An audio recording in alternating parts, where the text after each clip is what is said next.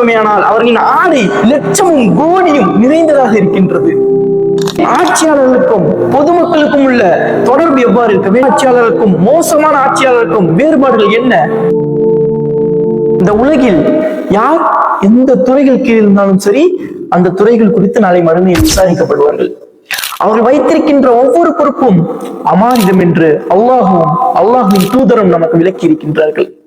அந்த அமானிதத்தின் கீழ் உள்ளவர்கள் மோசடி செய்தால் விசாரிக்கப்படுவார்கள், தவறுக்கு ஏற்ப தண்டிக்கப்படுவார்கள். குல்லுக்கும் ராயின் குல்லுக்கும் மஸ்ஊல் அன் ரய்யியத்திஹி. நீங்கள் ஒவ்வொருவரும் பொறுப்பாளிகளே, உங்கள் பொறுப்புகள் குறித்து விசாரிக்கப்படுவீர்கள். இருக்கின்ற பொறுப்புகளிலேயே மிகப்பெரிய பொறுப்பு மக்களை ஆட்சி செய்வது. இந்த நாட்டிற்கு குடியுரிமை சட்டத்தை ஏற்படுத்தி மக்களால் பிரதிகளை தேர்ந்தெடுத்து மக்களாட்சி செய்யும் முறை இந்த நாட்டில் 75 ஆண்டுகள் மேல் நடந்து வருகின்றது. இந்த நேரத்தில் உண்மையான குடியரசு என்றால் என்ன? அதன் கடமைகள் என்ன? இஸ்லாமிய குடியரசு தன்னை எவ்வாறெல்லாம் அமைத்தது? இஸ்லாமிய குடியரசின் மாண்புகள் என்ன என்பதெல்லாம் குறித்து இப்பொழுது நான் உங்களுக்கு கூற இருக்கின்றேன். முதலில் ஆட்சியாளர்களுக்கும் பொதுமக்களுக்கும் உள்ள தொடர்பு எவ்வாறு இருக்க வேண்டும்? நல்ல ஆட்சியாளருக்கும் மோசமான ஆட்சியாளருக்கும் வேறுபாடுகள் என்ன? பெருமானார் ஸல்லல்லாஹு அலைஹி வஸல்லம் அவர்கள் கூறி காட்டினார்கள், நல்ல ஆட்சியாளர்கள் யார் என்றால், நீங்கள் அவனை நேசிப்பதும் அவன் உங்களை நேசிப்பதும், நீங்கள் அவனுக்காக பிரார்த்திப்பதும் அவன் உங்களுக்காக பிரார்த்திப்பதும் என்பதாக கூறி காட்டினார்கள். அடுத்ததாக கூறினார்கள், மோசமான ஆட்சியாளர் யார் என்றால், நீங்கள் அவனை சபிப்பதும் அவன் உங்களை சபிப்பதும், நீங்கள் அவன் மீது கோபப்படுவதும் அவன் உங்களை கோபப்படுத்துவதும் என்பதாக கூறி காட்டினார்கள். இஸ்லாமிய ஆட்சியாளர்களுக்கும் குடிமக்களுக்கும் இடையே நெருக்கமான தொடர்புகள் இருந்தது. ஆட்சியாளர்கள் குடிமக்களுக்கு செய்ய வேண்டிய அனைத்து கடமைகளையும் நிறைவேற்றினார்கள்.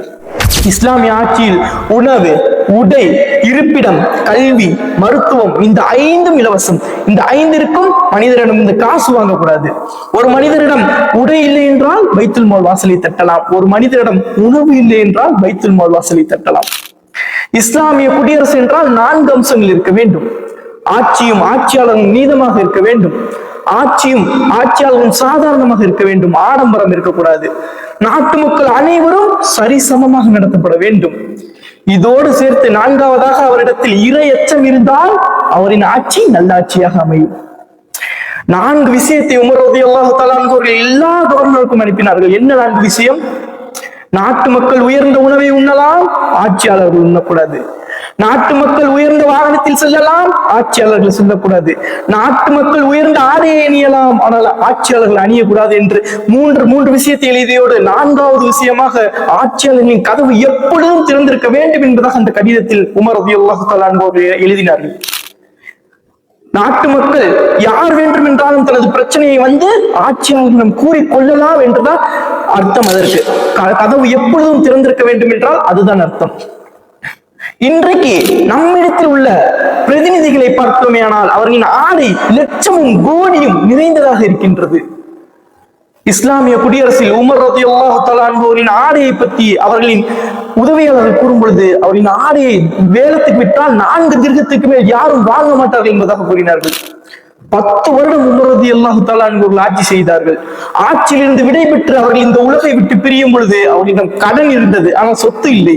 பாருங்கள், ஒரு ஆட்சியாளரிடம் கடன் இருந்தது என்றால் இஸ்லாமிய ஆட்சி எவ்வாறு அமைந்திருக்கின்றது என்பதை சிந்தித்து பாருங்கள். இதற்கெல்லாம் மேலாக ஒரு முன்மாதிரியாக நபிகளாரை எடுத்துக் கொள்ளலாம். நபிகளார் மதீனாவின் ஆட்சியாளராக இருக்கும் பொழுது உமர் ரலியல்லாஹு தஆலா அன்ஹு அவர்கள் அவரை சந்திப்பதற்காக வீட்டுக்கு வருகின்றார்கள். உள்ளே நுழைகின்றார்கள். நபியை காண்கின்றார்கள். ஒரு கீழாடையை மட்டும்தான் அண்ணலார் உடுத்திருக்கின்றார். ஈச்சமர நாள்களால் பிணைக்கப்பட்ட ஒரு கட்டில் விரிக்கப்பட்டிருக்கின்றது. அருகே கோதுமைகள் மண்பாண்டங்களும் வைக்கப்பட்டு இருக்கின்றது. தலையின் மேல் ஒரு தோல்பைகள் மட்டும் தொங்கிக் கொண்டிருக்கின்றது. இதை பார்த்த உமர் ரலியல்லாஹு தஆலா அன்ஹு கண் கலங்க ஆரம்பித்து விட்டார். உமரை பார்த்த நபிகளை கேட்கின்றார், உமரே, நீ அழுவதற்கு காரணம் என்ன? கேட்கும் பொழுது உமர் கூறுகின்றார், இறைவனின் தூதரே, எவ்வாறு அழுகை வராமல் இருக்கும்? ஈச்சமர நார்களின் அழுத்தம் காரணமாக உங்களின் முதுகில் தழும்புகள் தெரிகின்றதே. தாங்கள் பயன்படுத்தும் அனைத்து பொருளும் பார்வையில் உள்ளதே. பாரசீக ரோம பேரரசர்கள் சுகப்போகங்களை அனுபவித்துக் கொண்டிருக்கும் பொழுது இறைவனின் தூதரான நீங்களோ இந்த பொருட்களை மட்டும் அனுபவித்துக் கொண்டிருக்கின்ற கூறும் பொழுது உமரை பார்த்த நபி அவர்கள் கூறியது என்ன தெரியுமா?